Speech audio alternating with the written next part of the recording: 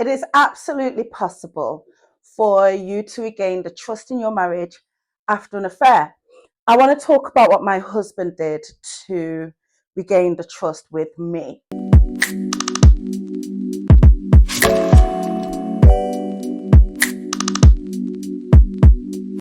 It's something that comes up regularly when people have had an affair.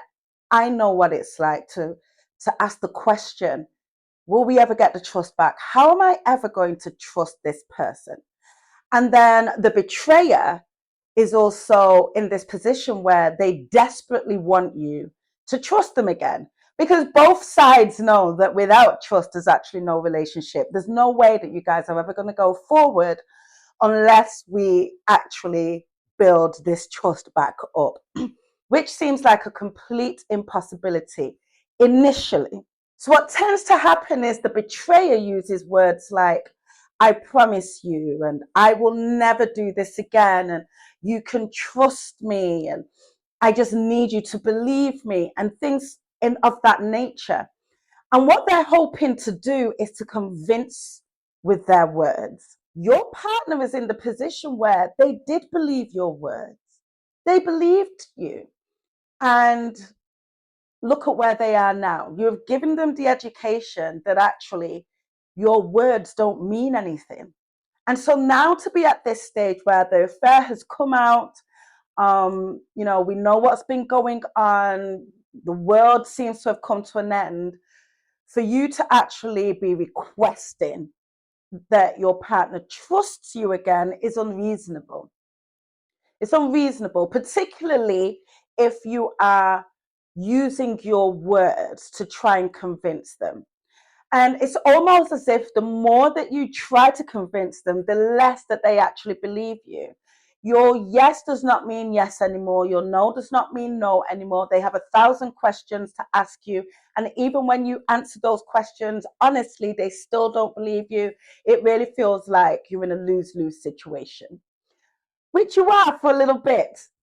Now, this is how I felt when we went through that horrible season in our relationship. I really was wholeheartedly really wanted to believe my husband. I really wanted to get that trust back. I wanted us to get over it as soon as possible because where we were was hell.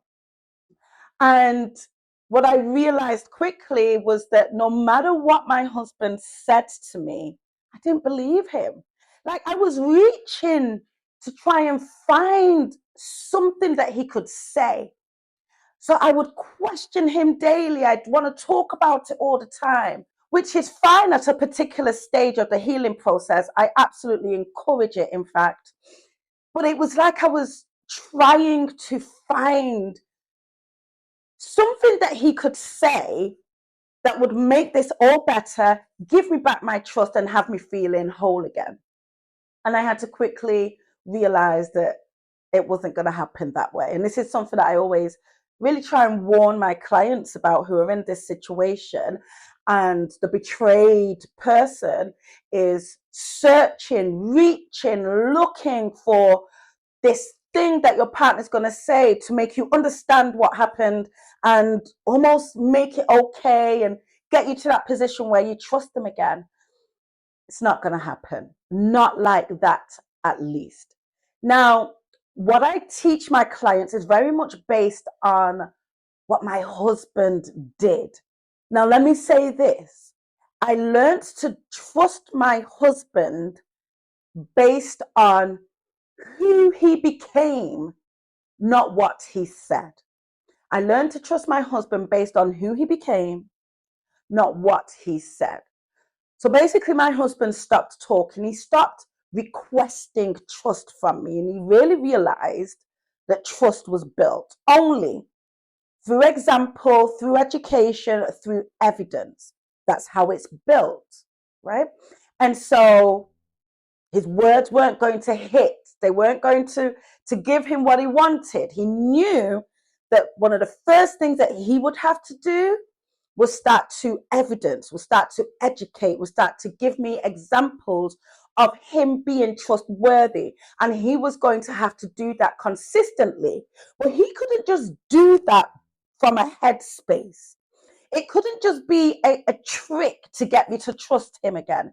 It couldn't be something that he just felt, well, let me just do this, right? Let me just work hard at doing this so that she just learns to trust me again. No, it needed to come from the inside out, right? It needed a shift in his character, in the very man that he was, which meant that he had to do a couple of things. One, he had to dig deep and figure out why.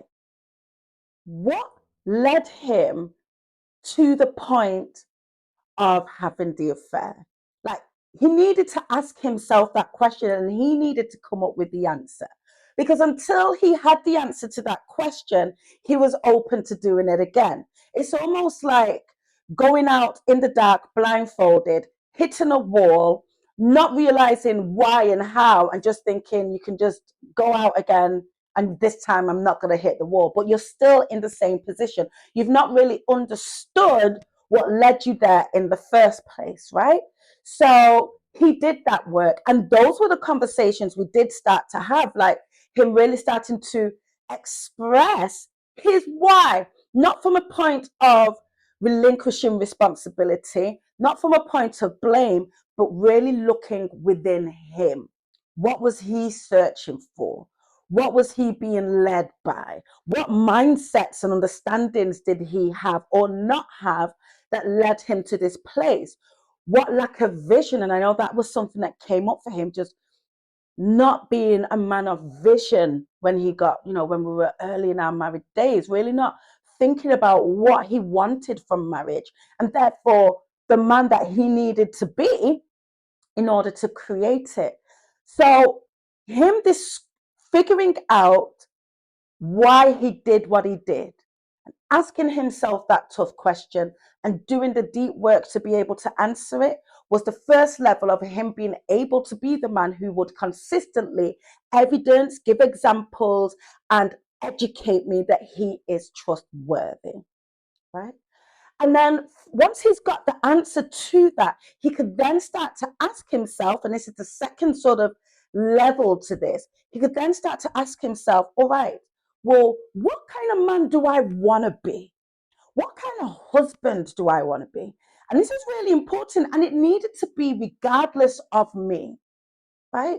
Regardless of my partner, who do I want to be anyway? If she wasn't even around, or if he wasn't even around, what kind of wife would I want to be?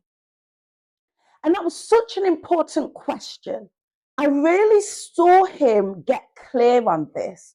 And some of it wasn't new. It's not like he was creating somebody brand new. Some of it was just really aligning with his true values that he had not really given enough weight to, right? Or not allowed to expand within him, right? Really connecting with the truth of what he wanted, which was a really good, wholesome, peaceful, loving, deeply connected marriage. And I remember when we first got together, he would look at families and he would say things like, oh my gosh, I cannot wait to create that. That's exactly what I want. And so it was about him connecting to that desire, the picture of what he wanted, and then knowing the kind of man, or making a decision on the kind of man, the kind of husband that he wanted to be. And if it's the wife who is the betrayer, she would have to do the same. I'm only talking from the male point of view because it was my husband in this situation, but it goes same way. And here's the thing. Now, the next level, number 3, once he's made that decision, really got clear on the man that he wants to be, some of it who he already is, some of it based on his true values, and he just needed to lean into that more, some of it brand new from him looking around and saying, hey, actually, I want that quality and I want this quality. Once he got clear on that, the next stage was about him operating in his marriage and in his life from that space, practicing aligning with the vision of that man, right? And from the outside, so this is all going on within him, right? This is all going on within his internal world. But let me tell you what it did for me from the outside looking in, and the person that's out here like, I don't really trust this guy. I was literally seeing him morph into a man who had principles that were guiding his very choices in action, in how we spoke, in the places he went to, in the friends that he kept. Like, I saw this all start to change. I saw him start to make choices about different areas of his life, even the job that he would take on would all be aligned with this man, right? That he was creating or being more aligned with to be. And so I didn't need to trust his words anymore. I was almost instinctively, involuntarily trusting in the man he was becoming and has become. He didn't need to ask me to trust him anymore. I connected with the man that he was evidencing himself to be. And that man made choices that benefited me, that protected me, that protected the marriage. And so that's how I began to trust him. And let me tell you something, the trust that we have now, or that I have now in him, and hopefully he has in me, is much stronger and firmer than the trust we had in the beginning. The trust we had in the beginning was based on benefit of the doubt. Nothing has happened, so I don't really need to not trust you, so I'll just give you the benefit of the doubt. But now when somebody becomes very intentional to evidence, give example, and educate you that actually I am a trustworthy person, and not because of the words that I speak, but in every area of my life, you can see that I've aligned everything to be a man who stands upon these principles. Yeah, trust builds quite easily and quite quickly when it's done that way. And so when people ask how we ended up with a marriage so strong with such level of trust, that's how we did it. Now, I always say that in terms of the betrayed person, like, what's their role in this rebuilding of trust? What role does the betrayed person have? The betrayed person's role is just to be open, at least be open and willing to receive the education, to see the evidence, to see the examples, and allow, as you're observing your partner, allow it to be almost giving you a mental and emotional tick, right? You can see these things. You're seeing their growth, you're seeing their inner work, you're seeing their journey, right? And just begin to open your heart to that. And I know that it might need to be slowly, and I know that there'll be a lot of fear around that. But you will find that as you put yourself in a place of, okay, I'm going to be open enough to be willing to observe, then your level of trust will almost coincide with your partner's growth. Okay. Listen, if this is something that you're struggling with, I really encourage you to connect with me.